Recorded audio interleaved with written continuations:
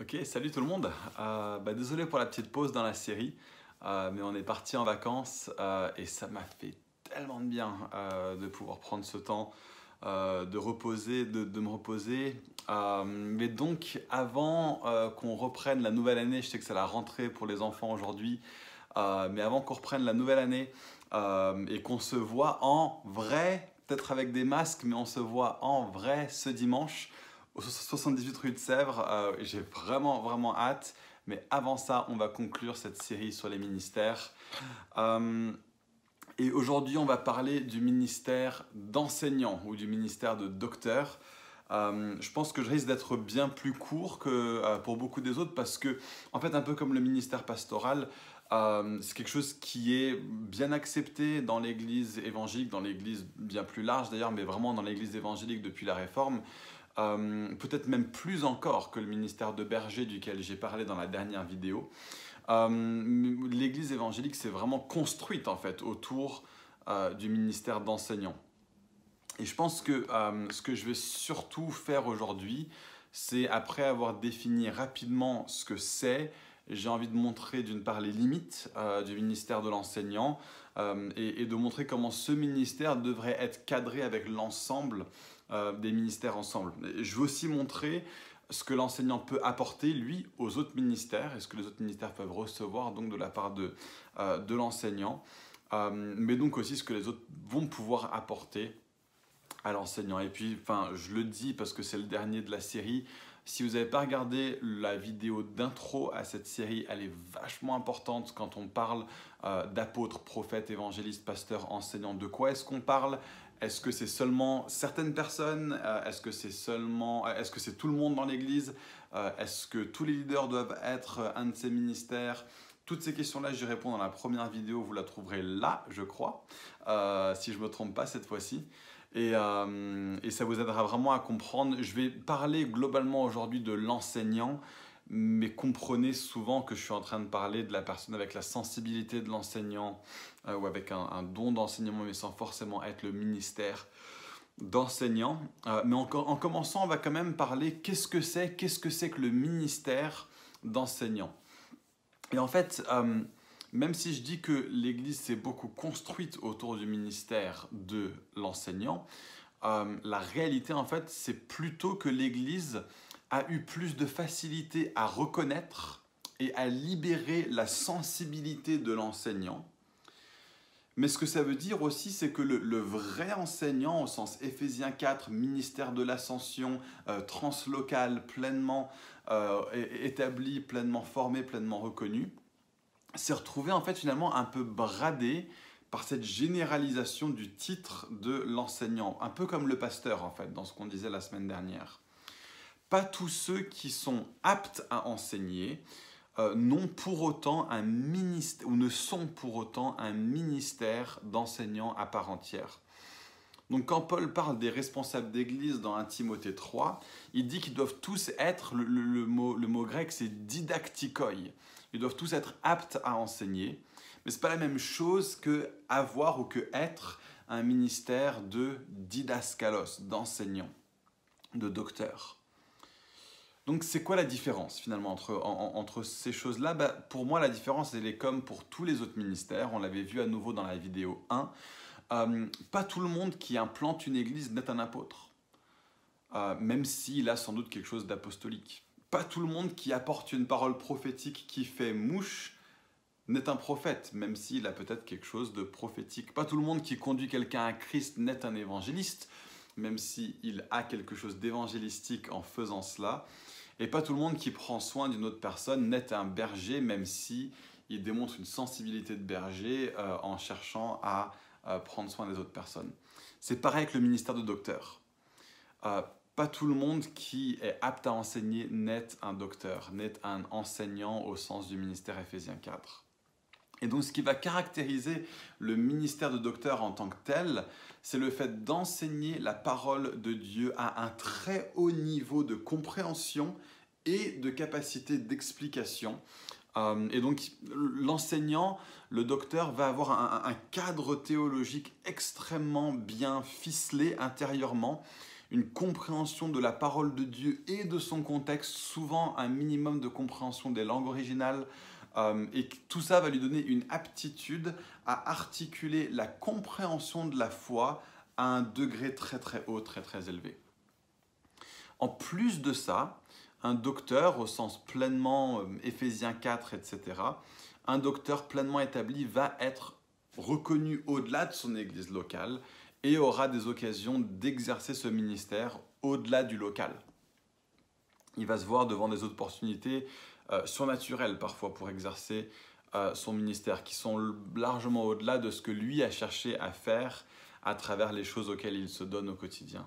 Mais plus que toutes les autres choses, la marque du docteur, vraiment au sens Éphésiens 4, au sens translocal, ministère de l'Ascension, c'est que là où se trouve le docteur, il va faire monter la soif théologique chez les croyants qui l'entourent. Il va donner envie à tout le monde de creuser plus la parole, à son contact.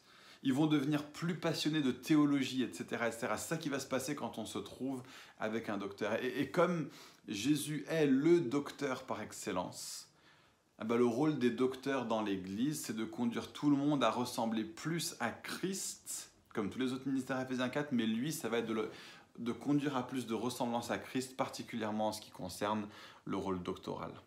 Donc ce n'est pas juste savoir faire une étude biblique.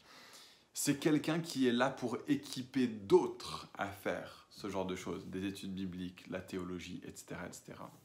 Il y a un dernier truc à mentionner. En fait, le mot didaskalos, enseignant, se rapporte en fait à un mot fort dans le Nouveau Testament. L'enseignement dans le Nouveau Testament, c'est un mot vachement important pour Paul. Et c'est encore quelque chose qui en fait a toute sa place dans une compréhension plus large des projets de Dieu pour l'établissement de son royaume à travers la proclamation de l'évangile et la mise en place de bases pour le royaume qu'on appelle des églises, et des églises à travers laquelle nous inculturons les citoyens du royaume de Dieu dans les valeurs et la culture du royaume de Dieu. L'enseignement, c'est pas juste savoir manier des idées théologiques complexes et des idées philosophiques abstraites. Le rôle de l'enseignant, c'est de donner une articulation juste à la vérité sur Dieu, mais toujours dans le contexte de la mission de Dieu par-dessus tout le reste. Ce que va faire l'enseignant au sens vraiment, dans le contexte apostolique de Éphésiens 4, c'est qu'il veut permettre au royaume de Dieu d'avoir une vie de pensée qui va les conduire à une cohérence de vie en tant que citoyens du royaume de Dieu. Voilà ce qui est la vision derrière pourquoi le docteur exerce son ministère, derrière le didaskalos, derrière l'enseignement.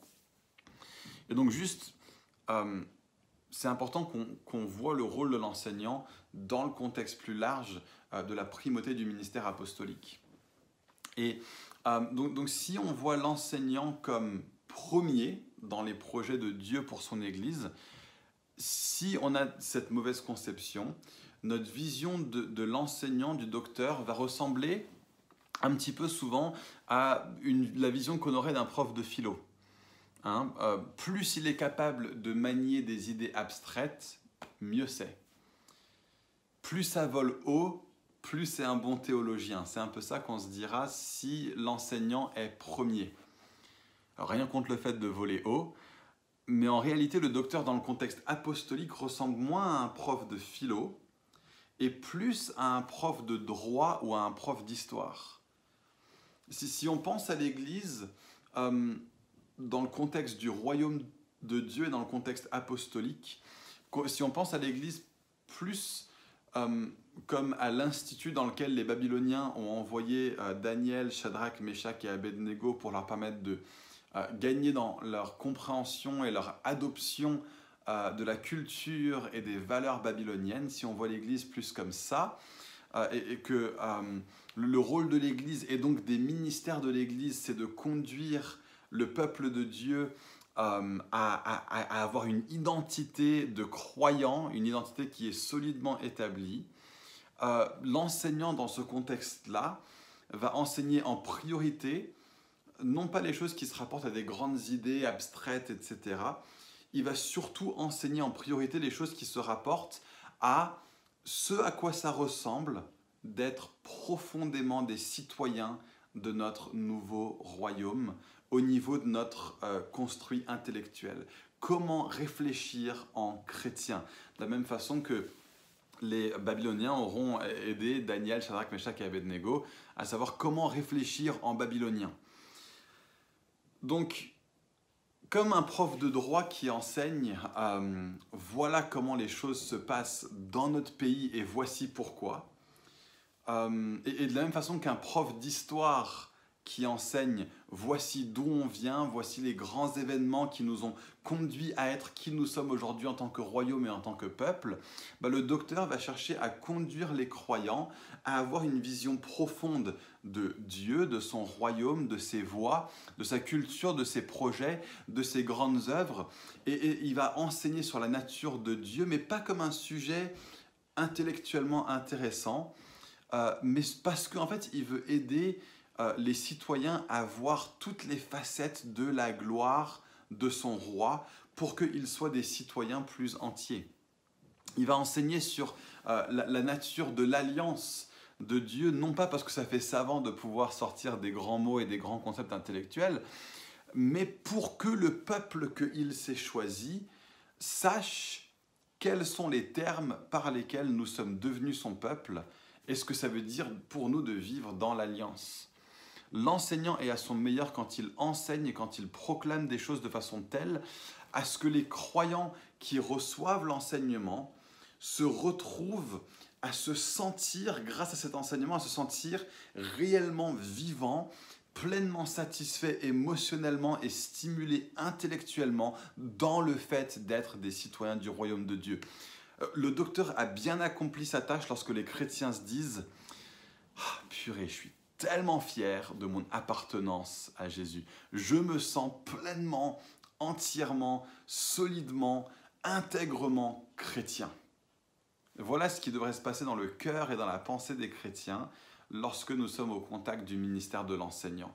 Il nous fait nous dire « Ah, je fais partie de quelque chose que je comprends mieux maintenant et où je me dis j'ai une sacrée fierté d'être citoyen du royaume de Dieu. » De la même façon qu'on peut sortir d'un discours présidentiel où il parle des valeurs de la République, etc., en disant mais voilà qui on est en tant que pays. Et on en ressort en se disant mais punaise, je suis quand même vachement fier d'être français, quoi. Ou qu'on ressort d'un cours de droit sur le statut de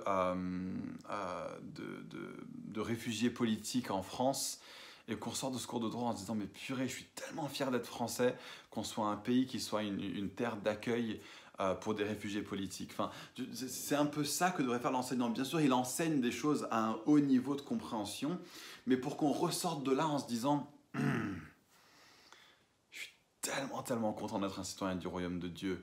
Et cette compréhension que j'ai de la nature de notre royaume, de notre roi, de ses voies, de ses projets, me conduit intérieurement à vouloir encore plus être entièrement, totalement chrétien, disciple de Jésus à tous les niveaux.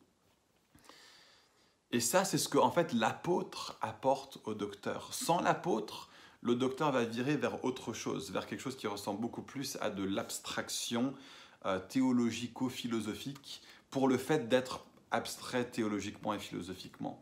L'apôtre va recentrer l'enseignant sur des priorités qui sont les bonnes et sur une orientation qui est la bonne. Il le place dans un contexte plus large, il le place dans une vue d'ensemble et le ministère de docteur n'existe pas en tant que tel, n'a pas d'importance en tant que tel, il n'a d'importance que dans le contexte plus large de la mission apostolique. Mais qu'est-ce que le docteur, lui, va apporter à l'apôtre ? D'une part, c'est qu'il va le suppléer en tant que consultant sur des questions théologiques quand on va dire qu'il y a des difficultés sur des points doctrinaux un peu pointus dans les églises. Donc récemment, j'étais avec les anciens de toutes les églises Newground sur Zoom et on parlait du Covid, etc. C'était un petit peu au début de la crise et du confinement. Et un des anciens d'église qui était présent là a demandé à David Holden, est-ce que tu recommanderais qu'on fasse la Sainte Seine à distance ou est-ce que tu penses qu'on devrait être présent physiquement pour prendre la Sainte Seine? Est-ce que c'est biblique ou pas de faire une Sainte Seine sur Zoom? Alors, on entend plein de choses, on lit plein de choses sur Internet sur ces sujets-là, mais la question c'était toi, comment est-ce que toi tu penses qu'on devrait se positionner là-dessus? Et plutôt que de répondre lui-même, Dave Holden a passé la parole à Phil Moore. Et il a dit, Phil va donner une meilleure réponse que moi. Et en fait, la réponse de Phil Moore qu'il a donnée derrière était vraiment une réponse de docteur sur ce sujet-là, sur ce coup-là, avec une sorte de vraie finesse et de profondeur théologique plus grande que ce qui est l'apanage du ministère de David Holden. Mais plus que juste être un consultant doctrinal, le docteur va ressentir la responsabilité de s'assurer que les leaders apostoliques dans la famille d'église aient une vraie assise théologique super solide. Ils auront peut-être jamais, ces leaders apostoliques n'auront peut-être jamais la finesse ou la précision que va avoir un docteur, mais un apôtre doit avoir une doctrine fondamentale vraiment solide. Et là, le docteur va vraiment l'aider et l'apôtre doit lui accorder une autorité sur sa vie, sur son ministère, sur son enseignement. Et maintenant, si on va au-delà du ministère d'apôtre et qu'on regarde les autres ministères Éphésiens 4, et comment est-ce que le docteur interagit avec ces autres. Donc d'abord, on va regarder le docteur et le prophète. Ils vont devoir s'aiguiser mutuellement, les deux. Sans le docteur, le prophète va souvent tomber dans des trucs mystiques. Quand les mouvements charismatiques virent vers le New Age, et ça arrive très souvent pour des mouvements charismatiques, malheureusement, mais quand des mouvements charismatiques virent vers le New Age, on peut souvent regarder les équipes de responsables et poser la question, où est le docteur ici? Et forcément, la réponse sera, il n'y en a pas. En fait, il n'y en a pas. Il n'y a personne avec une sensibilité de docteur, on ne laisse pas de place aux docteurs parmi nous. Et les équipes qui sont composées de personnes, surtout sur le mode prophétique beaucoup, même un petit peu berger, mais quand l'influence prophétique est forte et que le docteur n'a pas sa place, on vire dans du New Age très rapidement. Mais sans le prophète, le docteur, lui, va aller vers un excès de rationnel. Tout va être expliqué rationnellement. Sans le prophète, le docteur va avoir un discours qui dénigre aussi la place des émotions. Et à l'inverse, sans le docteur, le prophète va avoir un discours qui dénigre la place de l'intellect. Donc voilà comment les deux s'aiguisent mutuellement là-dessus. Le docteur et l'évangéliste, ils vont devoir s'aiguiser mutuellement aussi. Sans le docteur, l'évangéliste va souvent tomber dans une proclamation de l'évangile qui est très superficielle, voire même faux. L'accent va être souvent sur le résultat obtenu, sur le grand nombre de mains levées pendant l'appel, peu importe vraiment à ce à quoi ils sont en train de dire oui en levant la main. Je caricature, mais il y a des églises vraiment, en fait, où c'est quand même vraiment comme ça, quoi. On prêche le développement personnel, et à la fin, on demande qui veut recevoir Jésus dans son cœur, et on considère qu'une main levée égale une conversion, alors qu'en réalité, la personne n'a pas du tout abandonné sa vie à notre Seigneur Jésus-Christ. Elle a juste accepté que Jésus était un bon moyen pour que sa vie devienne meilleure. Cette personne-là n'est pas devenue un disciple de Jésus, et le docteur va devoir travailler le message de l'évangéliste et l'éviter de tomber là-dedans. Mais sans l'évangéliste, le docteur va être dans un délire où tout est orienté vers les chrétiens. Et donc on a des églises aujourd'hui où le langage utilisé, à la fois dans les chants qu'on chante, dans ce qu'on dit pendant nos prédications, même dans nos discussions entre chrétiens, va être tellement absconce pour les non-chrétiens que franchement, autant faire la messe en latin, quoi. Franchement. Il y a des églises dans lesquelles il faut avoir Bac+5 et un minimum de culture chrétienne pour saisir même ce qui est en train d'être dit dans une célébration d'église normale, dans un culte le dimanche matin. Ça, c'est ce que l'évangéliste va corriger chez le docteur. Et quand on voit des églises qui virent vers cet excès-là, on peut se dire, où sont les évangélistes? Le docteur a pris trop de place dans cette église. Un truc qui est intéressant dans le duo de l'évangéliste et du docteur, c'est qu'au contact l'un de l'autre, quand l'évangéliste et le docteur s'influencent mutuellement et s'aiguisent mutuellement, à la croisée des chemins de ces deux ministères, on a ce qu'on appelle, c'est une discipline chrétienne qui s'appelle l'apologétique. Alors qu'est-ce que c'est que l'apologétique?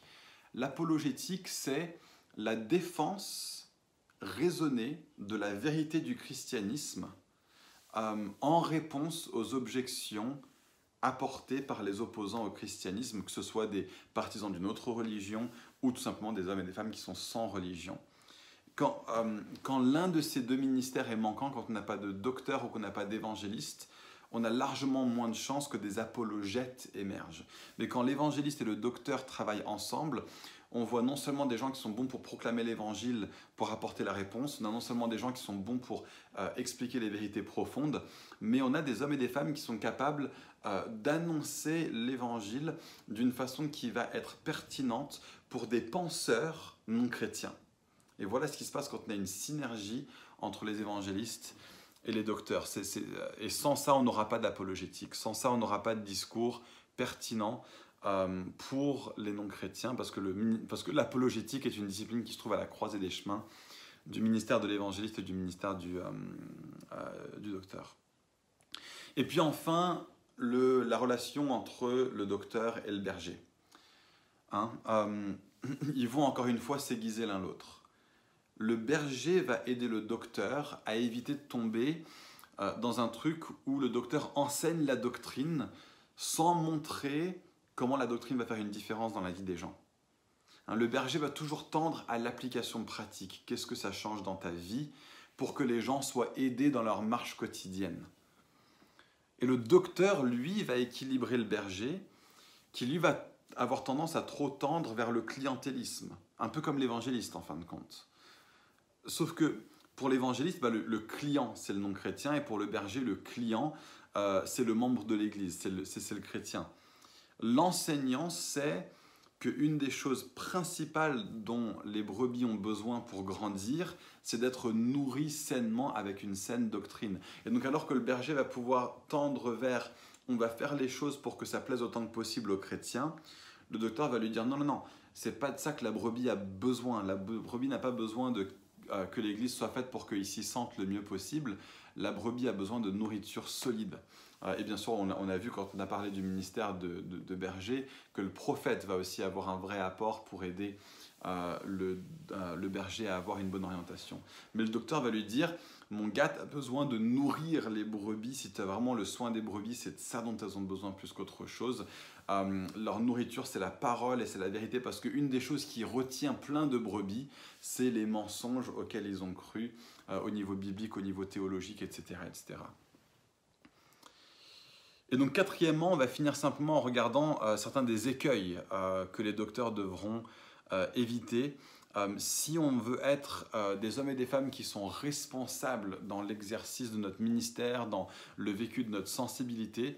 Il faut qu'on sache qu'avec chacun des ministères, on les a pointés dans toutes les autres vidéos de la série, chacun des ministères a des zones où dans l'immaturité, ils peuvent conduire à des fonctionnements qui sont blessants ou qui sont mauvais pour les gens envers qui ils exercent le ministère.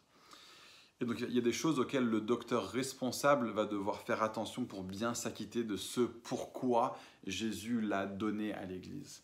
Et je dis ça aussi pour nous aider à repérer quels sont les docteurs qui sont immatures, pour nous aider à vraiment être des hommes et des femmes qui avons un discernement par rapport à ceux qui prétendent exercer un ministère envers nous. Donc, le premier truc clé pour le docteur, sur lequel veiller pour être un docteur mature, qui est bienfaisant pour les gens, c'est de chercher aussi fortement que possible à ne jamais, jamais, jamais créer un sentiment que la théologie est inaccessible ou que la compréhension biblique est réservée à une élite. Oui, il fonctionne à un haut niveau, clairement, mais il doit réussir à le faire d'une façon à ce qu'il conduise les gens à se dire « mais ce que tu as développé, moi aussi j'ai confiance que je peux le développer, parce que tu n'es pas en train de te positionner comme quelqu'un qui voit et qui nous conduit tous à voir la théologie comme quelque chose qui est réservé aux élites. Le fonctionnement de l'enseignant, hein, que comme il exerce un ministère qui peut avoir un côté impressionnant, hein, ça peut être impressionnant, quelqu'un qui a beaucoup de connaissances, de la même façon qu'un prophète peut être très impressionnant par sa capacité à dire des choses puissantes, précises, surnaturelles même de la part de Dieu, ou l'évangéliste aussi qui peut avoir ce côté impressionnant. Donc l'enseignant va avoir ce truc où les gens peuvent parfois se dire c'est impossible que je sache ou que je sache faire ce que lui sait ou ce que lui fait. Ça peut conduire les gens à voir la théologie comme uniquement le truc des gens intelligents, en fait. Et donc qu'eux, ils n'ont pas à se préoccuper de ça. La réalité, c'est qu'on est tous des théologiens. La seule question, c'est est-ce que notre théologie est juste ou pas. Et le rôle de l'enseignant va être d'aider tout le monde à avoir non seulement une bonne fondation de théologie qui va être juste et qui va être solide et qui va être vraie, mais à conduire tout le monde à se dire c'est non seulement important, mais c'est carrément mission possible pour moi de développer une compréhension basique, solide, fondamentale des réalités essentielles sur Dieu, sur le monde, sur la Bible, sur tout le reste. Si il passe son temps dans la stratosphère un petit peu théologique, personne ne va jamais pouvoir se dire purée quoi, j'aspire vraiment à être plus comme lui, parce que les gens se diront c'est impossible que je sois un jour comme lui.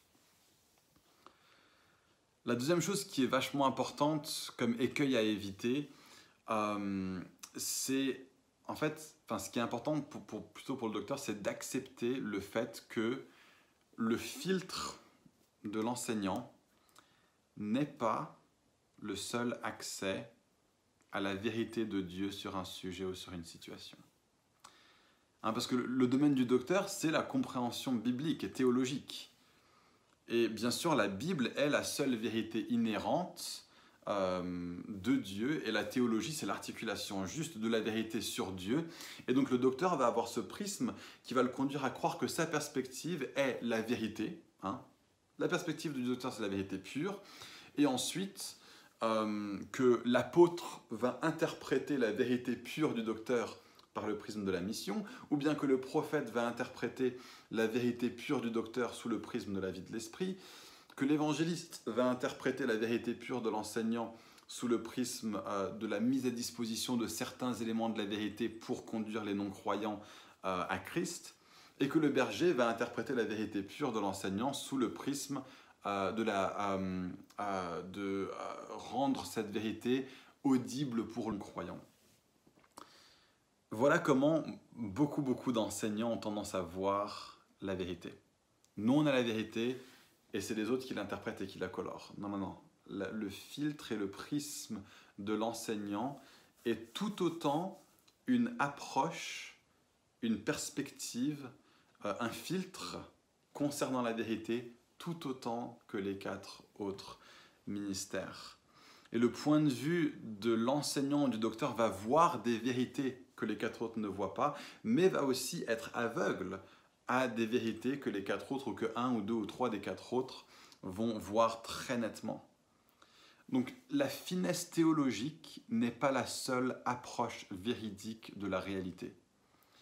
Donc un enseignant déséquilibré va dire le seul truc qui est important, c'est que les gens comprennent le plus possible la vérité théologique et doctrinale, et c'est ça qui va les conduire à ce que tout le reste aille comme sur des roulettes au niveau de ce qui est important pour les 4 autres ministères. La logique semble saine, en tout cas depuis ma perspective, parce que j'ai quand même une sensibilité de l'enseignant assez forte, mais c'est pas comme ça que la Bible en parle en fait. Et c'est incompatible avec la réalité biblique des 5 ministères. Et c'est ça que va faire le docteur quand il est livré à lui-même, qu'il n'est pas entouré des autres ministères. Il va virer dans un truc où la logique théologique va le conduire à une certaine conclusion, qui finit même souvent par contredire ce que la Bible dit elle-même, et on se retrouve dans des absurdités. Donc, par exemple, le raisonnement théologique sur le culte chrétien va conduire le théologien, le docteur, livré à lui-même, sans l'apport des autres ministères, à dire « Ok, on veut faire tout ce que Dieu veut pour vivre le culte comme il le veut. » Voilà. Dieu nous a révélé tout ce qui était utile dans la Bible. Juste là, on est d'accord. Et donc, notre conclusion en tant que docteur, en tant que théologien, c'est que on ne va rien faire au culte qui n'est pas mentionné dans la Bible. Logique comme conclusion. Et donc, même les chants qu'on chante, on ne va chanter que des psaumes qui sont des chants qui se trouvent dans la Bible. Comme ça, on ne chante aucun chant qui n'est pas dans la Bible. Ça semble caricatural, il y a des églises qui fonctionnent comme ça. On ne chante que des psaumes, parce que les psaumes sont les chants qu'on a dans la Bible. On ne peut que faire que des choses qui sont présentes dans la Bible au culte, parce que nous voulons vivre le culte d'une façon qui honore Dieu le plus possible. Le raisonnement semble ultra logique, ultra sain, S-A-I-N, ultra sain, S-A-I-N-T. Problème. Ces églises-là se retrouvent à chanter dans leurs chants des paroles du style « chanter un chant nouveau », mais en pratique, ils ne chantent jamais de chants nouveaux parce qu'ils ne peuvent que chanter des chants qui sont présents dans la Bible. Qu'est-ce qui s'est passé? Ils ont pris une logique théologique, ils l'ont conduit au bout de la logique, mais sans l'apport des autres ministères qui étaient là pour leur dire « attendez, il y a ceci, il y a cela, vous êtes aveugles à une ou deux autres réalités ». On se retrouve à être dans la désobéissance à la parole de Dieu, alors que la volonté originale, c'était d'être aussi obéissant et soumis à la parole de Dieu que possible. Ça semble être une caricature, mais il y a des églises qui suivent cette philosophie-là, et ils ne chantent que de psaumes et jamais de chants nouveaux, alors qu'eux-mêmes chantent plusieurs fois par année, chanter un chant nouveau. C'est un des cas extrêmes où, parce qu'ils n'acceptaient pas l'apport de l'apôtre, du prophète, de l'évangéliste et du berger, la vérité du docteur livré à lui-même finit par se mordre la queue.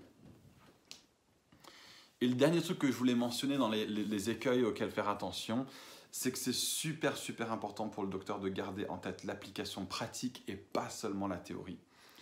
Souvent, un profil de type enseignant va très naturellement savoir de lui-même comment la théorie va indiquer notre pratique.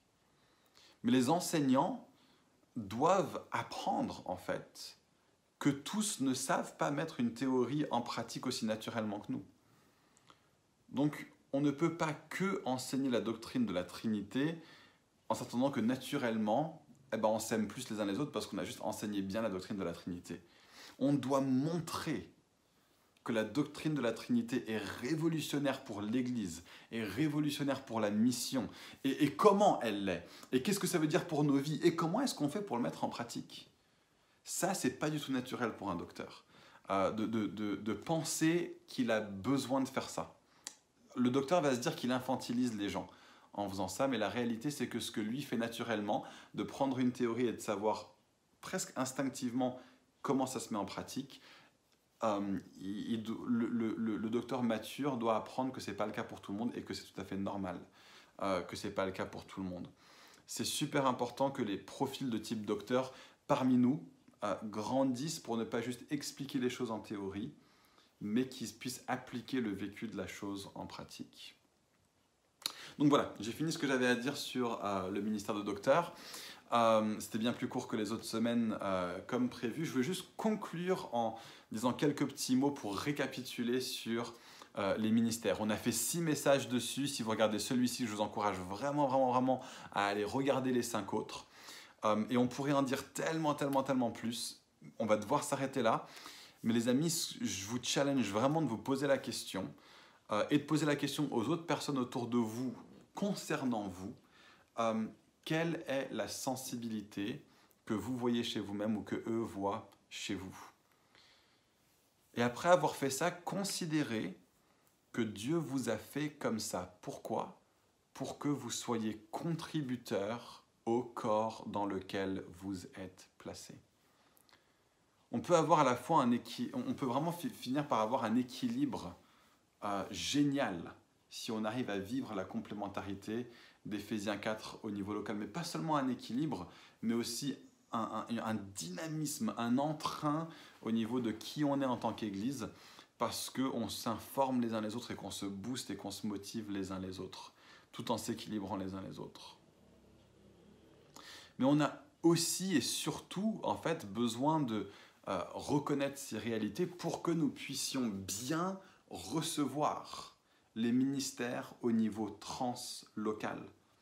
Hein, les ministères pleinement établis, les ministères pleinement reconnus, les ministères de l'ascension que Jésus a donnés à son Église. Et on va le vivre pour nous à Fireplace en prédilection au sein de Newground, parce que c'est notre famille d'église.